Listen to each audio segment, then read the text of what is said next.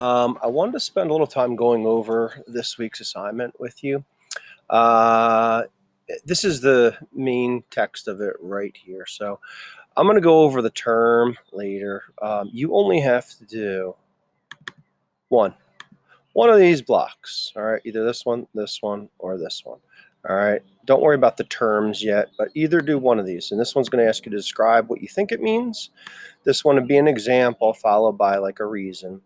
And this will apply if you have a deeper connection with the topic, if you've ever been in the zone or with the flow, which we're going to get ready to talk about in detail. Maybe you would be best off using this one to share and create your own answer.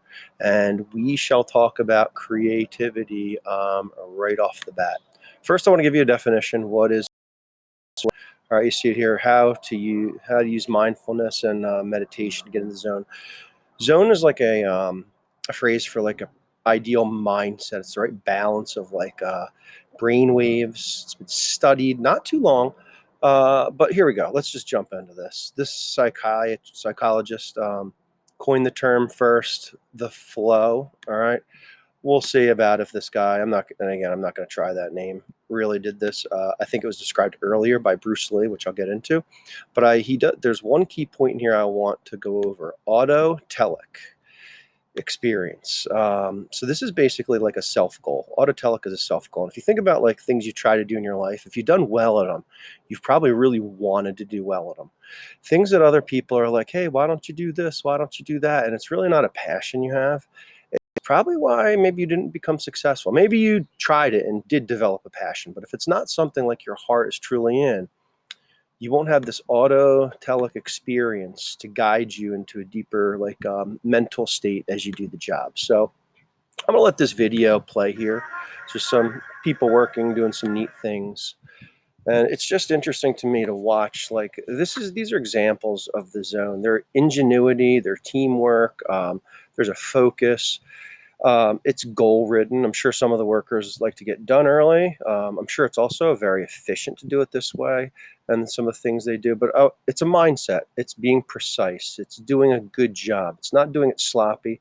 As you can see, this guy folding stuff. Like it's a mental process of really, really trying to apply yourself in the most efficient way. Look at this guy, just using a couple of fingers to do his job. One hand behind his back as he works.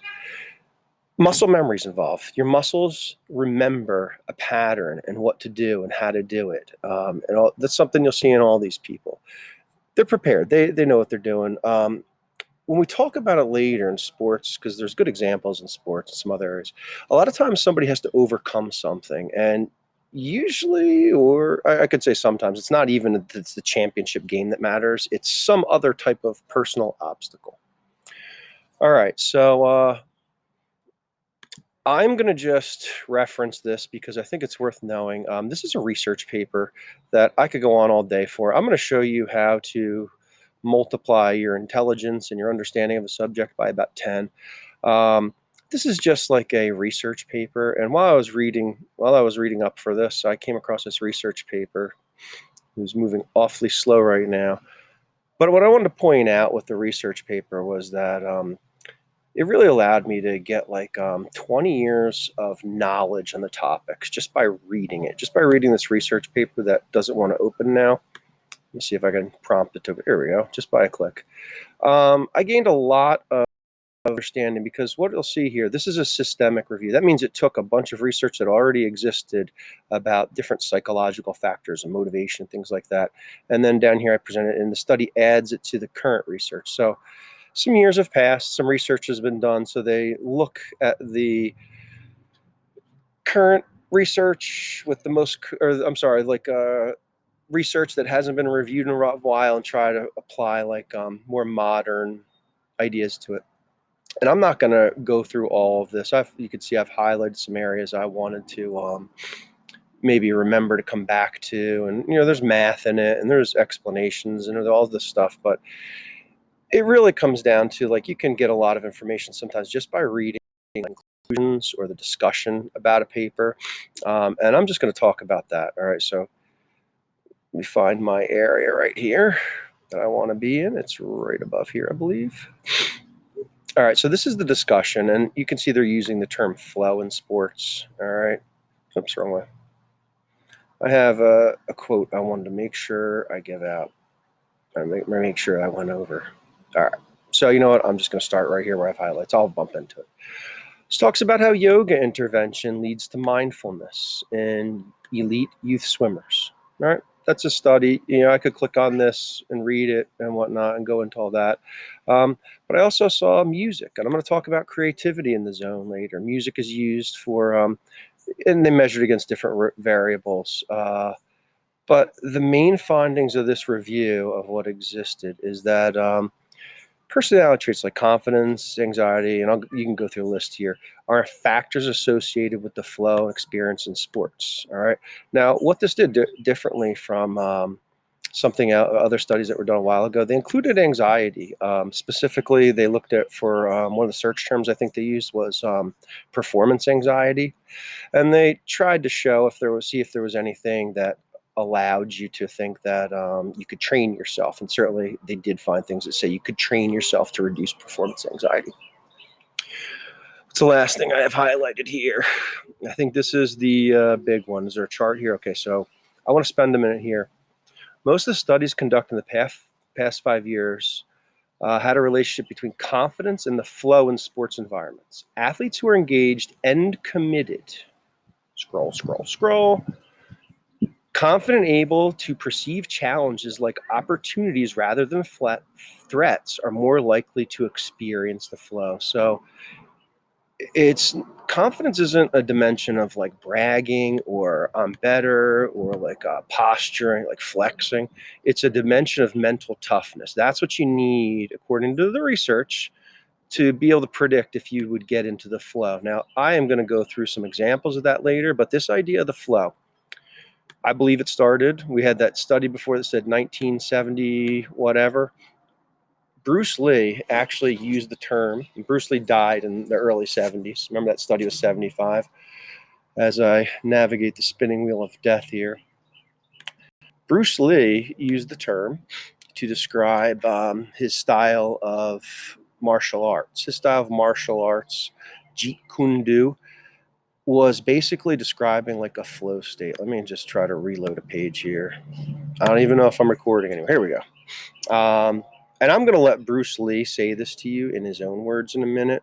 This is just from his Wikipedia page, but he emphasized that in every situation of fighting or in everyday life, now it's important in everyday life because we talked about jobs, things people do. Not everybody is going to be a martial artist or an athlete or a musician, but in everyday life, to obtain victory, it's essential to not be rigid, but to be fluid and adaptable to any situation. Lee compared it to being like water. All right, now, this is going to be a video of Bruce Lee and one of his students. And what I want you to know is they're not fighting to hurt each other. He's trying to teach him to get ready for a big fight. And Bruce Lee, well, like I said, I'm going to let Bruce Lee tell you. Where'd Bruce Lee go?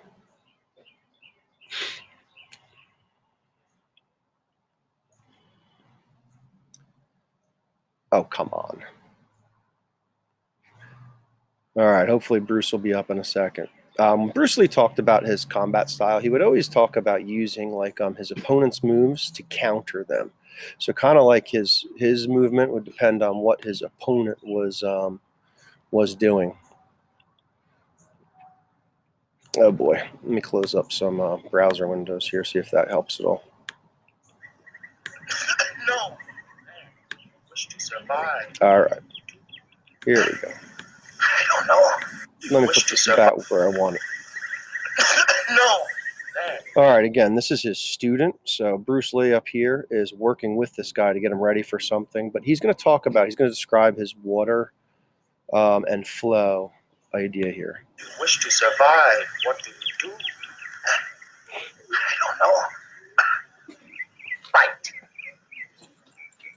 Fight. Are we not animals?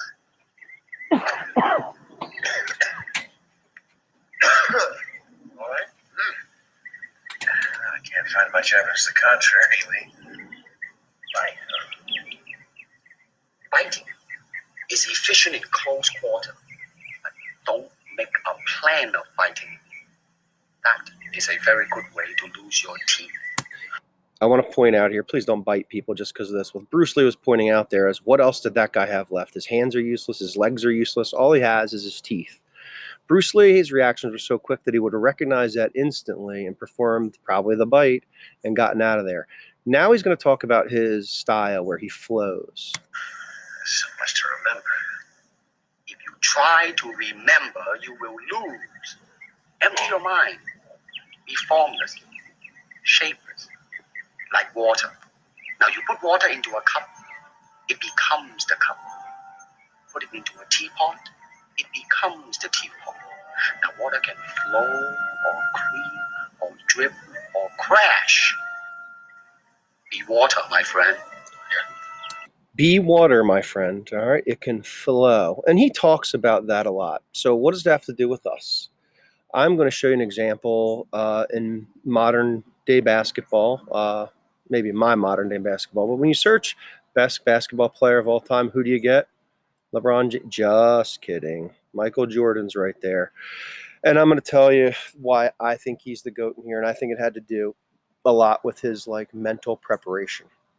He was mentally tough. He could overcome things, and he was really, really creative. So we see those things that they describe as part of that elite mental level of readiness. All right. So I have to tell you a little bit about basketball in his era.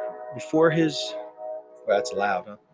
Before his era in basketball, before he was he was the best player. He had to overcome a team that was extremely physical. They were rough. They would beat you up. And I'm going to let the Charles Barkley 76ers show you. Isaiah finds Rodman, and the Sixers lead is 59-58. Dennis Rodman would eventually be on the Bulls with Michael Jordan. What a difference a year makes. The pull-up three. All right. And you're going to see the game get a little rough. Sixers. Johnny Dawkins with a steal. He'll find Barkley. Barkley at 36. The Sixers up by 7. Here we go. Look at this. 1, 4 minutes 2. to go. Isaiah ejected. Mahorn. Let's just talk about how well this player did to avoid getting caught up in that drama that, to be honest, up until Michael Jordan beat the Detroit Pistons, the team that just swung at him, they were caught up in that mental game. They were getting angry instead of focusing on their game. And that would prove to be an obstacle that they overcome. They weren't as big and physically strong either. And this gets worse as the game goes on. It gets more physical. Then we shove a ball in the face here. Bad sportsmanship. All right, and I'm just going to come forward to the end somewhere where they eventually cleared the benches, had a brawl, and it's just not really like basketball. It's more like they use their physicalness to make you angry, and then you couldn't play. You couldn't play your game because you had to play their mental game, the one that they knew that you were going to be angry and they knew how to play you. So Michael Jordan got knocked around just like those 76ers did. So he decided to work on himself and make himself a bigger, stronger player. Basketball players weren't always really these muscular people that they are. Michael Jordan's really the first. And specifically, this is his trainer. And I want you to hear what he says youth can learn about Michael Jordan. Over his competition. Or from What Michael the Jordan. young athletes can learn from Michael and his mindset is there's more to preparing for a basketball game than just the dribbling, shooting part of it. There's knowing what the weakness and strengths of your opponent is, what the opposing team is, what your players are capable of doing, what they're not capable of doing, what you can do to enhance their abilities. It's a job. Okay? It's a job just like every other one, and the more you're prepared for it, the better you will be at it.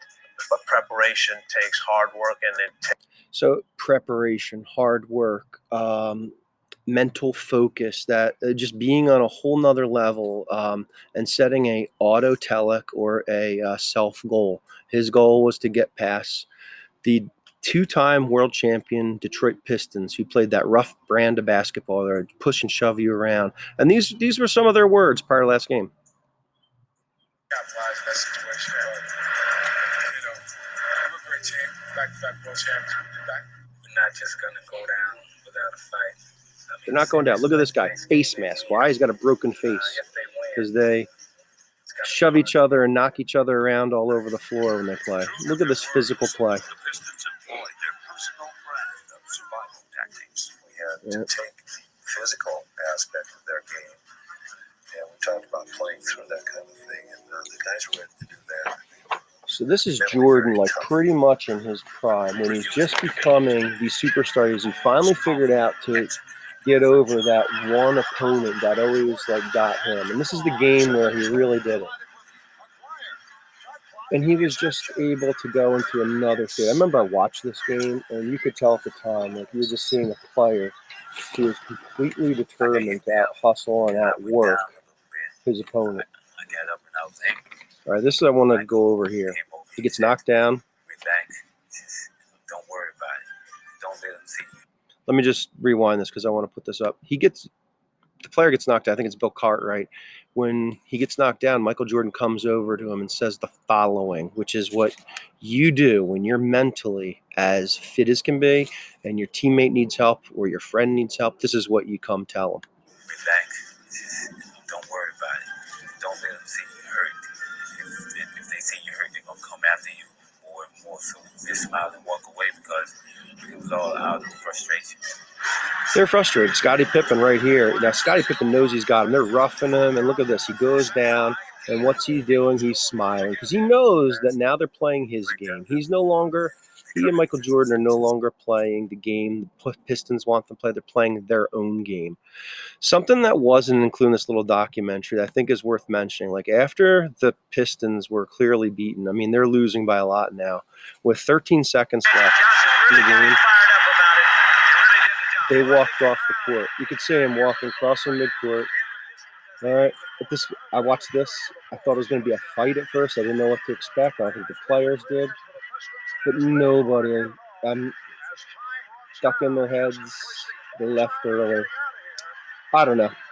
Whatever. You don't see it. You don't see it in basketball normally. All right. They're prideful guys. They got beat. They didn't want to. But this led to Michael Jordan putting on an unbelievable run in basketball. And here's the play I'm going to come to with creativity. This is the same year. This is just a few weeks later. I was living in Los Angeles at the time. I had a lot of Lakers fans around me when I watched this. Watch this creativity. It's just amazing how a person can pretty much jump from like the free throw line area, double clutch the ball and change their shot while you've got Hall of Fame caliber players trying to block you. Like this really showed me like he was the next level of player. I'm going to slow it down here for you a little bit. All right, I'm pausing one player. Go with one hand, takes it down the other, and there's even better view coming up on the side. Just creativity. If you appreciate dance, you appreciate movement, you appreciate human ability, you got to be able to appreciate this type of like physicality, like somebody being able to do this. There's this patting a tongue out. Pause it. All right, there's a flash right over here. Somebody said they want that picture. That must be a great picture. But so I don't take it away from Michael Jordan. Let me just, there we go. One hand. Right. Over Hall of Fame players. And he went on to have a very good career in basketball. Retro. I'm going to need a second here. I switched my browsers. Oh, wrong one. Just close it down. Get the other browser up.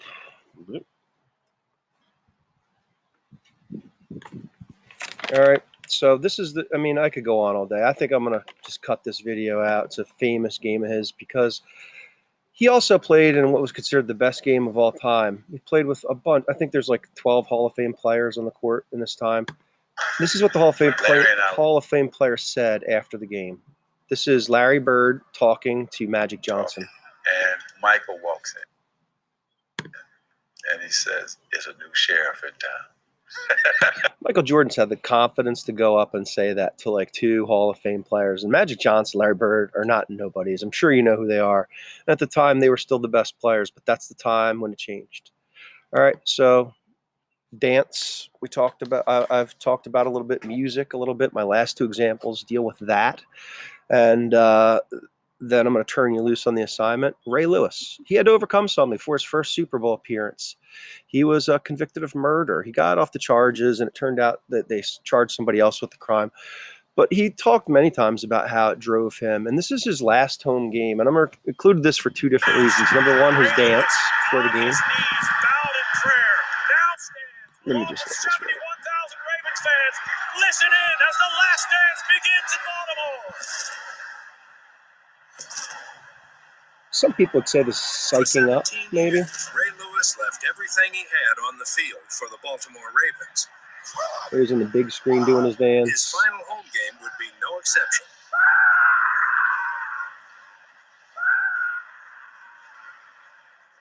There he goes. Rub some dirt on him. He's got this patented like slide step right here. It's just awesome. Would you want to play with that guy? And not everybody does this before games. Everybody, even the other team, is like, wow, look at him, so rare. What I decided to include with the Ray Lewis is not everybody gets to end their career like this. So his team's winning. The coach is going to put him in victory formation. And he has the presence to go tell the official that he's reporting at a different position. Right? He's going to tell, I'm eligible. The ref hugs him. He's going to even give the referee the signal. That means he's eligible. And I think that's like people who are cognizant of everything that's going on around them in the moment really can live that way. All right. So my last example will be music. All right. And I'm going to let this jam go for a second here. This is Van Halen. Big band. They overcame something. They lost their lead singer. Very ugly, very public. But Eddie Van Halen playing the guitar here is considered one of the greatest maybe ever. Certainly of his era. You could see him here.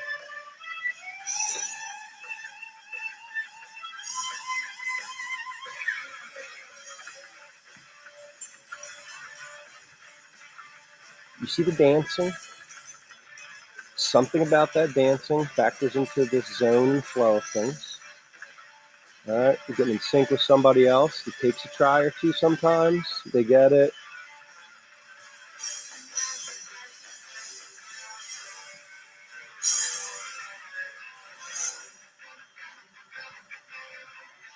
Now here comes the banner. This is the flow that I'm talking about here.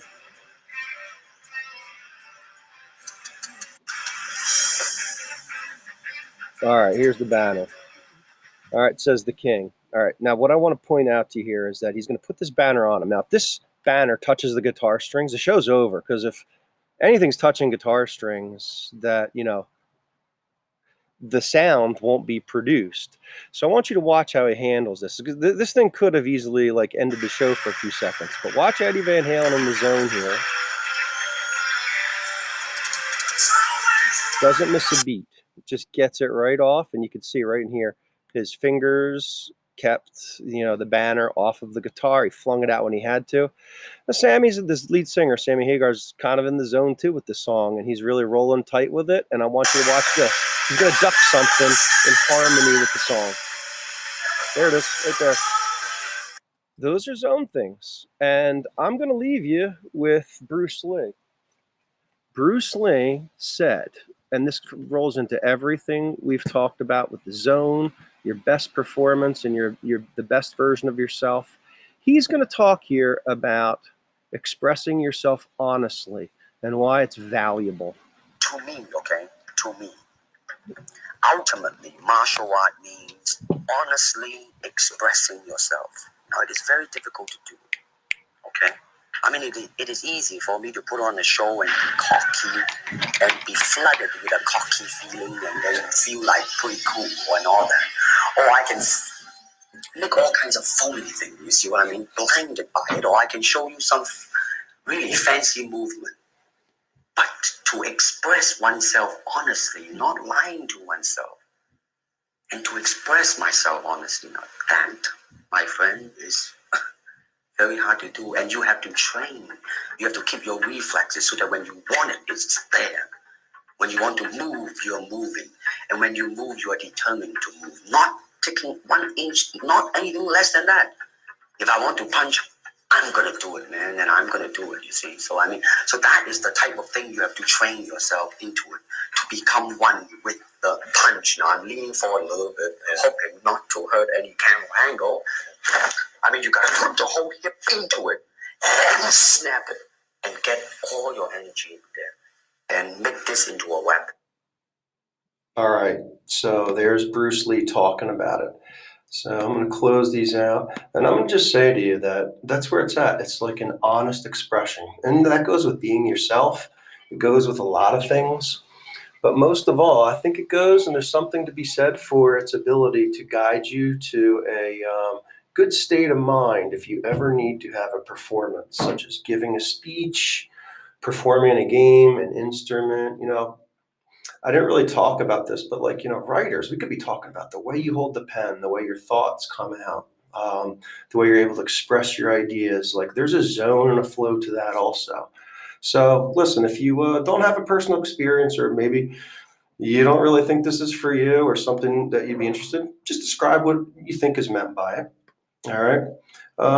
If you do sports, maybe you want to give an example that you know of that might be good. All right. Now, if you've been there before, if you've been really hot in sports, like your shooting's been good or your batting or something, maybe you want to try this one right now down at the bottom, describing it. Whichever one you do, I'm fine with. Just express yourself honestly. Thanks a lot, guys, and I'll talk to you soon.